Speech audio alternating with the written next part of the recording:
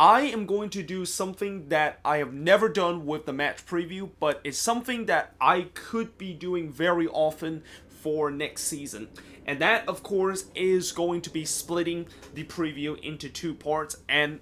a lot of that has to do with the fact that since it's already around 11 o'clock and the fact that I have to go to work tomorrow early and I have to go to work at 9 in the morning, I don't want to just, by the time I finish previewing these 12 games, it's going to be very late, and that I don't want to go to bed very late at night, and that I'm just going to do the remaining part of the preview on Friday, and that I also found out that there was only one Friday game that's going to be happening this weekend, and the only Friday games that's going to be happening this weekend in terms of MLS Matchweek number 20 is El Tráfico. It's the Galaxy versus LAFC, the game that I'm pretty sure a lot of people's been waiting for a couple of weeks, and one of the game that I'm pretty sure a lot of people have circled on their calendar as a must-watch game. And coming into this meeting, we have the Galaxy, who is currently 11-1-8, and currently now third place in the Western Conference. And as much as I was hoping that maybe this is a top 2 Western Conference matchup, yeah, unfortunately, the Galaxy decided to kind of slump a little bit, and that Seattle started to get hot in these last couple of weeks, which is why now Seattle is in that second spot, and that the Galaxy is dropping down to that third position. And they're playing against an LAFC team that is at the top of the Western Conference and undisputedly top at the Western Conference, because I think they have like an 11-point gap over second place Seattle, and it also just shows you how dominant they have been this season. This is, of course, the fourth meeting between both of these teams. Obviously, this is the fourth edition of El Tráfico, and that in the last free meeting, I know that a lot of LAFC fans know what happened in the last free meeting, and certainly for Galaxy fan, and certainly the last free meeting is kind of one of the things that Galaxy fans are trying to hold on, the fact that, they're still kind of the better LA team, because of the fact that the Galaxy are the only team to be able to win in this El Tráfico, and the only win came in that cinematic kind of game between them and LAFC, where the Galaxy, of course, came back while falling 3-0 down, and that was the game when Zlatan made his debut and made his Hollywood kind of entrance by scoring 2 crazy goal to, of course, win that one 4-3. Then the Galaxy, of course, tie LAFC on the road in the first ever El Tráfico at Bank of California Stadium, and in some way it was very similar to the first game, where LAFC jumped up to an early lead, only to blow it late in the second half, and that the Galaxy was able to get a draw out of that game. And then the last meeting was probably the one that isn't as exciting as the first two meetings, and one that, there wasn't really as much as drama as we saw in the first 2-1, as that one ended in a 1-1 draw. But obviously for LAFC, this game is a game that, they certainly feel that they could definitely get a win against a Galaxy team that certainly is slumping in these last couple of weeks, and are fresh off of another derby against the Quakes in the Cali Clasico, where they got absolutely destroyed in that game by getting outshot 35-6, and also losing 3-1 in that game at their home turf. And that now they're going to be playing against an LAFC team that seems like in the last couple of games that they have really started to once again find their form, and started to do their traditional running teams over and scoring tons of goals by doing that. Yeah, if I'm a Galaxy fan, I'm definitely not going to be very confident coming into this one, and knowing the fact that the team is not playing very well. But having said that, it is El Tráfico, and it is a derby, and we've seen before that just as you thought LAFC was going to dominate this game, things can definitely turn very easily, and that we already seen in these first 3 meetings, it's a very closely contested match. So I don't expect this to be an absolute blowout, unless if the Galaxy decided to just play like they did against the Quakes in the Cali Clasico, which that way I think that's that is probably one of the only way I think this could be a blowout. I think this is going to be very closely contested, and that both of these teams are going to be really caring about this game, and that they really want the bragging rights in terms of this rivalry. So yeah, certainly a must-watch game. Hopefully I can get back home tomorrow from work and able to watch this one. I mean, this one of course sets off to be a 7 o'clock kickoff, and I know a lot of fans, a lot of Galaxy and LAFC fans are not happy with the kickoff, and I don't blame them, because when you decide to put one of the biggest game of the season at a 7 o'clock kickoff on a Friday, where, just like the name itself, you know traffic is going to be bad in LA, and obviously there's going to be a lot of people who's going to have to battle that. This was a bad idea, the fact that they decided to schedule on a Friday, and that they should have just done what they did last season, which is just schedule this game on a Saturday. But moving on into the next matchup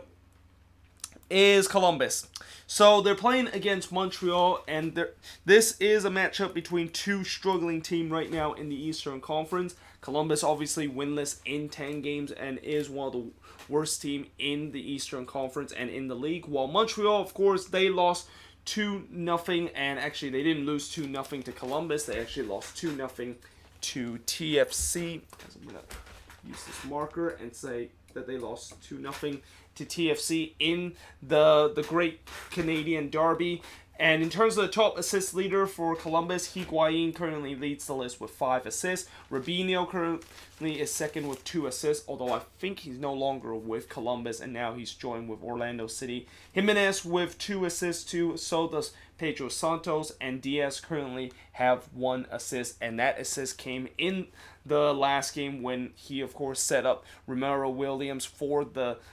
game-tying goal in the 90th minute against the Chicago Fire. While for Montreal, Urruti currently leads that chart with 5 assists, Sofir Taidir with 3 assists, and then there's a three-way tie between Novello, Brownie, and Sania with 2 assists each. And, you know, for Montreal, I think this is definitely a must-win game for them. I know this is a road game for them, and they haven't been doing very well on the road. Well, they actually have done very well on the road, but recently they have kind of struggled in terms of their road form. But when you're playing against Columbus, where pretty much every team has been able to get a win against Columbus, both either facing them at home or facing them away, you would think that they need to get a win in this game. And especially the fact that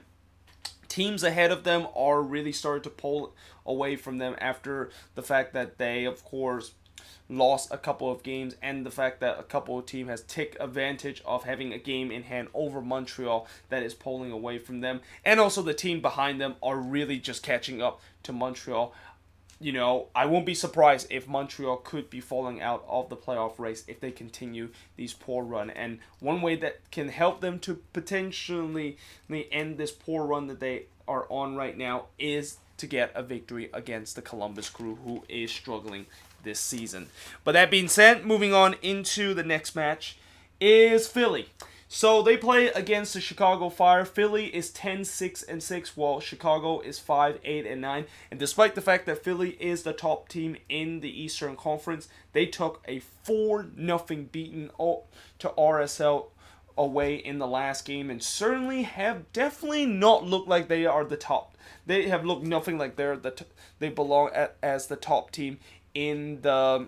Eastern Conference. And then you got the Chicago Fire having only won 1 game in 10 matches. Yup, the Chicago Fire is really, really, really struggling right now, and that the fan base are definitely absolutely pissed off about the situation that the Fire have find themselves in. And in terms of the top assist leader chart for Philly, Montero currently have 7 assists, while Ezinho currently have 6 assists, with Medunian with 5 assists each. Wagner currently have 4 assists, and Pico with 3 assists to round off the top assist leader for the Union. For the Chicago Fire, Gaetan currently leads the list with 8 assists. Frankowski currently have 5 assists. Katai have 4 assists. McCarty with 3 assists, and Sapon with 2 assists to round out the assist chart. I mean, you know, I want to say this is another must-win game for Chicago because of the way that things have gone. But when you're playing against the Union, that I mean, for the Union, this is a good chance for them to really not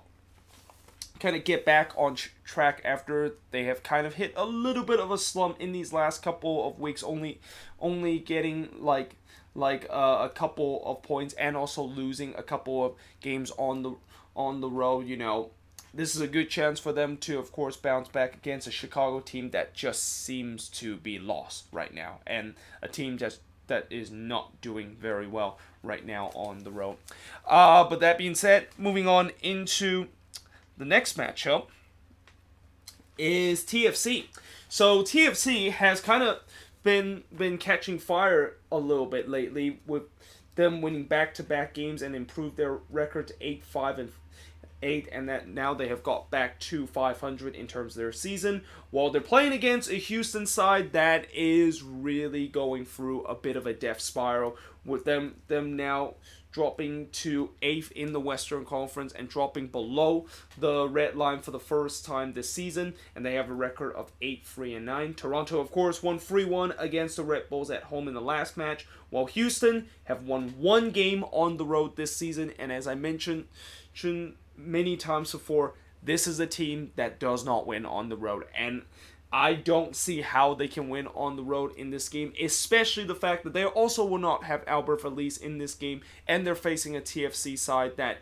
they want to, this is a good opportunity for TFC to get 3 wins in a row and trying to get back on track and trying to stay away in terms of them potentially dropping below the red line. But in terms of the top assist leader for both teams, for TFC, Pozuelo currently leads the chart with 8 assists, Osorio with 4 assists, Altidore with 3 assists, De Leon with 3 assists, and Delgado with 3 assists. For Houston, Albert Feliz currently leads the team with 7 assists, but like I said, he will not be available in this game because of that red card in the last game. Manotas currently have 4 assists, Figueroa with 3 assists, Kyoto with 2 assists, and Rodriguez with 2 assists in this game, and that I think TFC should be able to win this game against a struggling Houston side that cannot win on the road and missing their best player in this game. But, you never know. We'll see how this, of course, would turn out, and that maybe Houston can surprise a lot of people. I mean, if that is the case, then that is a much-needed win for the Dynamo that has just been on a free fall in these last couple of weeks. But that being said, moving on into the next match and talking about important playoff position in the Western Conference, this could be a matchup that could have a lot of speculation of the fact that both of these teams are going to either make the playoffs or they are not going to make the playoffs. I just have a feeling when you look at SKC and FC Dallas, one of these teams potentially might not make the playoffs the end of the season, and I can't really quite figure out who exactly is going to be the team, and that I don't know if this game will decide whether, if the loser of this team will definitely not make the playoffs. I don't think that is going to be the case. But for SKC, their record is 6-7-7, and they started to kind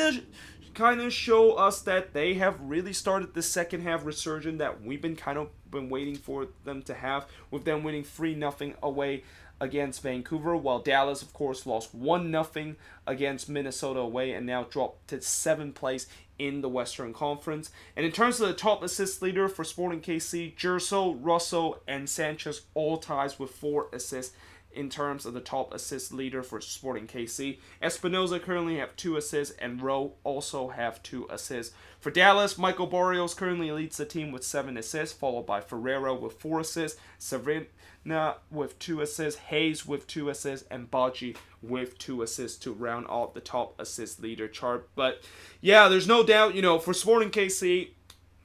it's clear that in the last 2 games they have started to kind of show a little bit of resurgence, but the question is those last 2 games is the beginning of a resurgence, and that in that last game where they win against Vancouver away, they play against a Vancouver team that was really struggling. So I don't know exactly, would you say that is a pivotal game for them to say that they are back on track. But, you know, if they can win this game against Dallas, then they can definitely make some noise in terms of the playoffs. And for Dallas, you know, a team that do not do well on the road this season, and a team that this season has had a couple of games where they could have got a points if they could have hold on late in the match, but they aren't able to do that because they gave up late goals. Would that come back to haunt their playoff chances? And would that road record that Dallas has been having this season could come back to haunt them? And in this game against SKC, you know, if they do lose this game, depending on what the other resort is going to turn out, I think they could also find themselves below the red line. I mean, things are definitely getting tight in the Western Conference playoff race, and there is really no room for margin in terms of teams that is currently above the red line. Well, actually, if you put like a cutoff line between second place in the Western Conference and any teams below that cutoff line, there is really no room in terms of going into a slump and expect to maintain that playoff spot throughout a long period of the season. But finally, to wrap up this first part of the video and on this board, is Colorado, another team that is looking to trying to chase down a couple of teams and trying to rise themselves up in terms of the standings, is playing against